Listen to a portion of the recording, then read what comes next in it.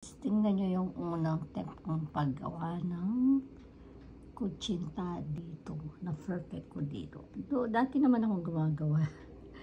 Kaya lang, kulang ako ng ingredients dito. So, nakahanap ako ng yung pag-alternative ng isa kong ingredients. So, ayan guys.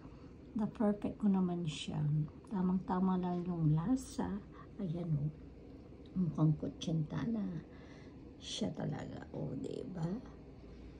O, yan guys. Ito yung grated coconut na pang ilagay natin, pang dip o pang budbud ko sa kanila. Sa ating kutsinta. Kung sino man ang gustong kutsinta guys, huwag na maghatabiling, may text ako. Baka namin, order na kayo dyan. Let's make order guys. Mura lang. Sa murang halaga. Thank you for watching.